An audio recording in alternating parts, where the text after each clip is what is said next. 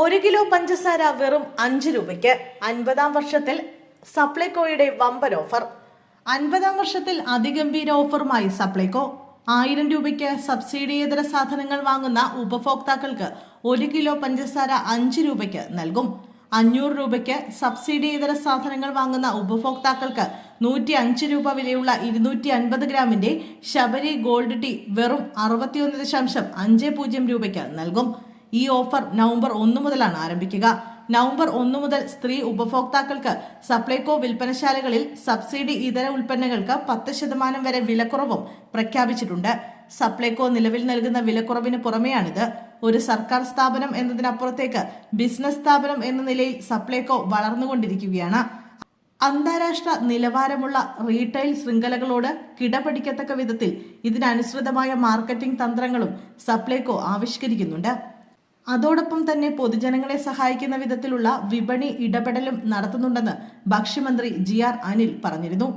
November 1 മുതൽ വിവിധ തരത്തിലുള്ള പദ്ധതികൾ നടപ്പാക്കും. 250 കോടി രൂപ പ്രതിമാസ വിറ്റുവരവ് ലക്ഷ്യമിട്ടുള്ള പ്രവർത്തനങ്ങളാണ് നടത്തുക. 140 നിയോജക മണ്ഡലങ്ങളിലും എത്തുന്ന രീതിയിൽ 14 ജില്ലകളിലും സഞ്ചരിക്കുന്ന സൂപ്പർ മാർക്കറ്റുകൾ ആരംഭിക്കും. ഗുണനിലവാരമുള്ള അരിയുടെ ലഭ്യത വർദ്ധിപ്പിക്കുന്നതിനായി പുഴുക്കലരി സബ്സിഡി അരിയിൽ ഉൾപ്പെടുത്തി സപ്ലൈകോ വിൽപ്പനശാലകളിലൂടെ റേഷൻ കാർഡ് ഉടമകൾക്ക് 20 കിലോഗ്രാം അരി നൽകും. സപ്ലൈകോയുടെ ഉപഭോക്താക്കൾക്ക് പ്രിവിലേജ് കാർഡുകൾ ഏർപ്പെടുത്തും. ഇതുവഴി ഓരോ പർച്ചേസിലും പോയിന്റുകൾ ലഭിക്കുകയും ഈ പോയിന്റുകൾ വഴി പിന്നീടുള്ള പർച്ചേസുകളിൽ വിലക്കുറവ് ലഭിക്കുകയും ചെയ്യുമെന്നും മന്ത്രി അറിയിച്ചു. ഈ വർഷം ഡിസംബർ മാസത്തോടെ തലശ്ശേരി, എറണാകുളം, കോട്ടയം സൂപ്പർ മാർക്കറ്റുകൾ ആധുനിക ഷോപ്പിംഗ് അനുഭവം പ്രദാനം ചെയ്യുന്ന സിഗ്നേച്ചർ മാർട്ടുകളാക്കും. GST പുനഃക്രമീകരണം വന്നപ്പോൾ ഉൽപ്പന്നങ്ങൾക്കുണ്ടായ വിലക്കുറവിന്റെ ആനുകൂല്യം സപ്ലൈകോ പൂർണ്ണതോതിൽ ഉപഭോക്താക്കൾക്ക് കൈമാറിയിട്ടുണ്ടെന്നും മന്ത്രി പറഞ്ഞു. അതേസമയം സംസ്ഥാന സിവിൽ സപ്ലൈസ് കോർപ്പറേഷന് വിപണി ഇടപെടലിനായി സർക്കാർ 50 കോടി രൂപ അനുവദിച്ചിട്ടുണ്ട്.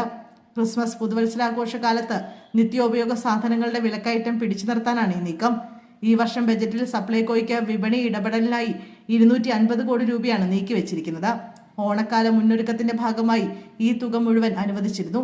ഇപ്പോൾ അധിക വിഹിതമാണ് 50 കോടി രൂപ അനുവദിച്ചതെന്ന് ധനമന്ത്രി KN ബാലഗോപാൽ അറിയിച്ചു.